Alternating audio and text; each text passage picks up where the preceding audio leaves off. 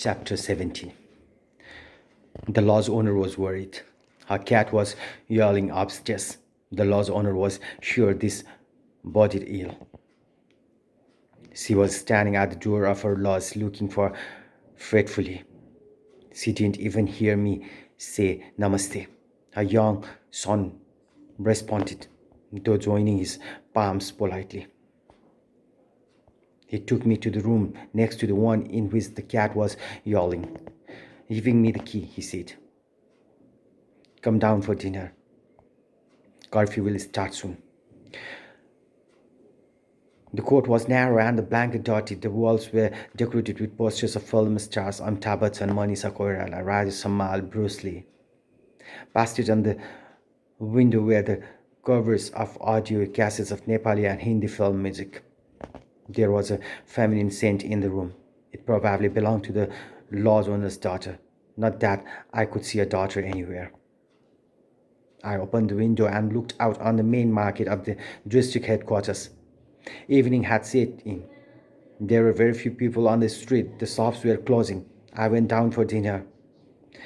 I hear they have gathered near the hills, the lodge owner said, serving me potato curry. They might be planning an attack. I was the only guest. The owner's son was eating at a nearby table. On the wall was a menu listing price for noodles, momo, fried chicken, chow mein, choila, mutton, sukuti, rum, vodka, beer, and cookery filter kings. I heard the sound of marching feet outside. It must have been an army patrol, but I couldn't tell in which direction they were heading. I finished my meal, washed my hands, and glanced at myself in the small mirror by the basin. I chewed some betel nuts. The lodge owner's son began to do his homework. The sound of boots is a bad sign, the lodge owner whispered. Why are you so worried? I asked. A lot of strangers have come here in the past few days, she said. It's probably nothing, I said. I headed upstairs. Behind me, I heard her bolt and bar the main door of the lodge. I climbed the stairs. The cat darted away in the darkness. I went into my room. Manisha Koirala smiled. I opened my rucksack and took out a novel. The Bridges of Madison County. Folding the blanket into a pillow, I started to read. If I'd read the novel before seeing the movie, I might have enjoyed it more. Whenever I read about the character called Robert, I pictured Clint Eastwood. When I read anything Robert said, it seemed to me that Eastwood was speaking. But soon I was engrossed in the book. Love transforms a person, I thought. When we fall in love, we become different people. Otherwise, how could Robert be filled with such passion? His love was mature. If I hadn't watched the movie, I would have been free to imagine for myself what Robert might look like. I would have found him or intersecting. But as it seemed to me the novel had been written about Clint Eastwood.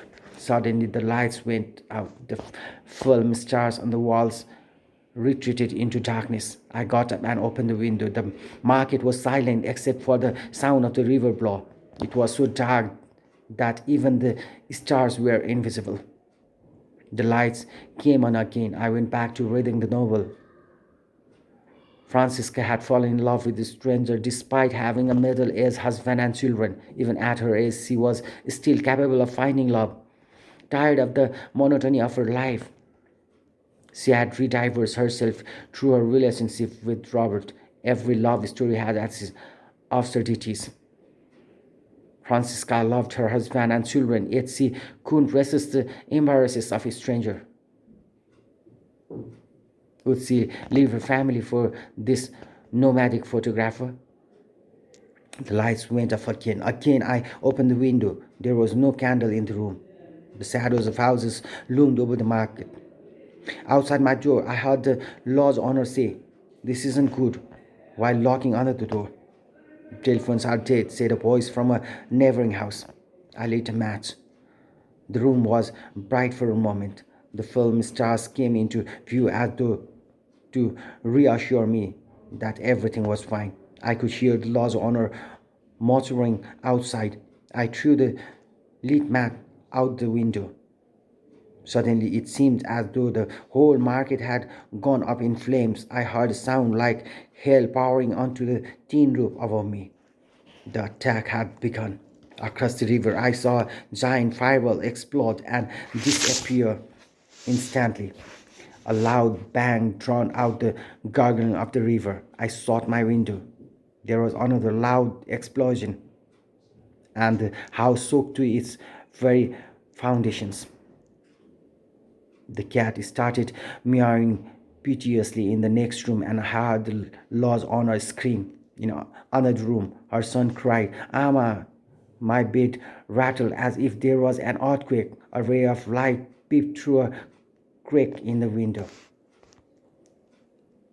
Over the sound of the explosions, I heard a voice on a mic. "We have taken the headquarters. Lay down your arms and surrender." Silence descended over the market. The cat's cries became louder. The law's owner and her son were whimpering. Then a second round of attacks began. I heard a deafening noise like a landslide. Several houses nearby seemed to collapse. The terrified voice of the neighbors rose to a scream. Again there was sudden silence, followed by the voices speaking through the loudspeaker. Then another attack. Again the earth seemed to slip and slide. My bed rattled violently. I tried in vain to steady it. "Oh God, God," the woman's voice scared me more than anything else. In the cool night, I was sweating as though it was a hot summer's day. I put my fingers in my ears and held onto my coat for dear life. "This is your final warning," the voice boomed through the loudspeaker. "If you still don't lay down your weapons and surrender, we'll show no mercy. This is your final warning." There was a commotion outside. It was impossible to guess what was going on. I could hear people wailing in the neighboring houses. There were footsteps somewhere. A sea of humanity was flowing. Suddenly, there was complete silence. Then the sound of the sky exploding. Someone cried out in pain. I held on tightly to my coat. "Shoot, shoot."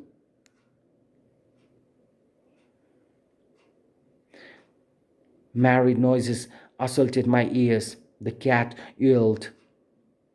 It was as though a baby was being born, a mother waiting in labor, a funeral procession chanting dirges, a bride weeping, a wounded bird chirping.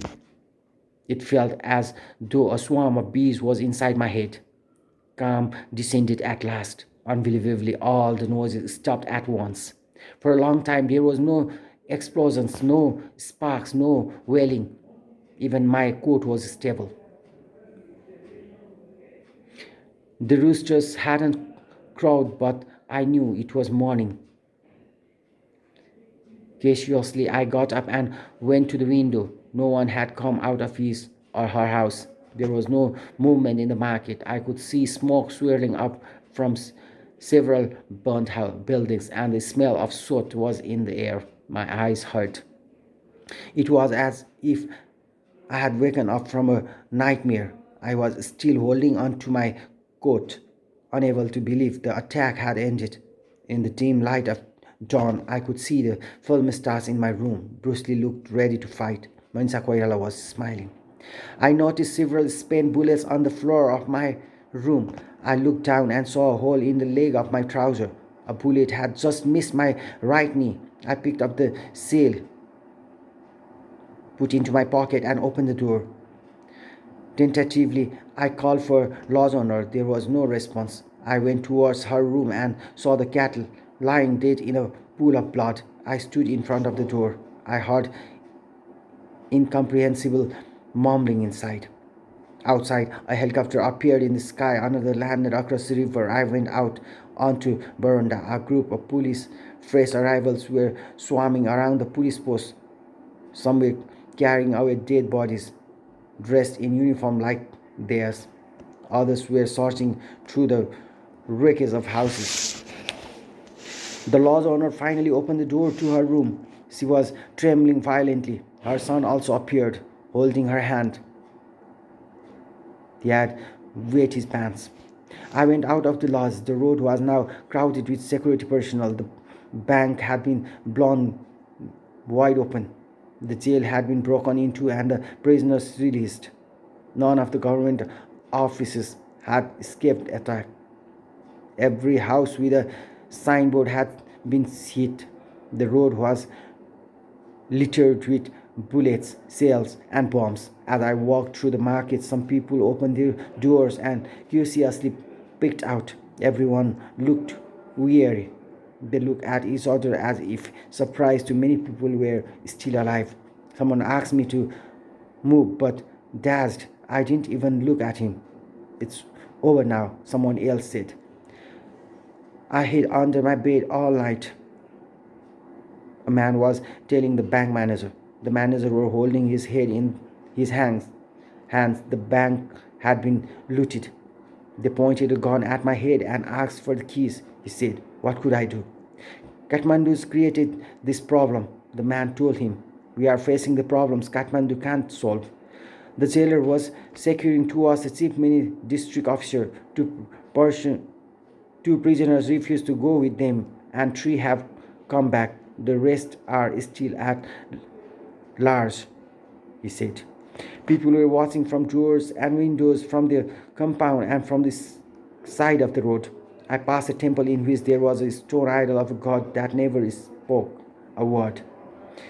There were no worshippers. The bells were silent, incense sticks unlit. Only the smell of explosives scented the air.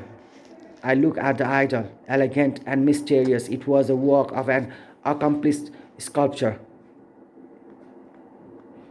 Good God stared at me and stared back. I'm sure the idol was still looking in my direction as I left. I am also an artist. My works were all watching this battered country. Everything is finished, a woman said, saying. A helicopter took off. Another arrived and landed beyond the suspension bridge. There were no birds in the sky. People gathered in a small group, telling each other how they have survived the night. Heading back to the lodge, I noticed that several trees had been hit. Their barks had been ripped off and many of their branches stripped bare. I passed a garden in shambles. A little further on, several policemen in dirty uniforms were resting against a wall which was half destroyed. From behind it, a number of dead policemen were being carried out and laid beside the living. One of the policemen resisting against the wall stretched his leg and saw an exploded bomb. He looked anxious but didn't move. But him, the people officers lay down, sprawled like drunkards with their faces on the ground. A group of journalists descended from a helicopter and ran towards the market, aimed, aiming their cameras at the devastation. A journalist with a tape recorder came up and took me by the arm. A photojournalist took picture of the bullet hole in my trouser. I took the shell out of my pocket and showed it to him. He took more pictures. How many people died? He asked. Ask the CTO, I said. What do you have to say about the attack? It was a nightmare. Could you elaborate? The police will be able to tell you more. Why aren't you injured, despite being hit by this bullet? I didn't even realize it had gone through my pants. Were you sleeping? Several other journalists had surrounded me by then.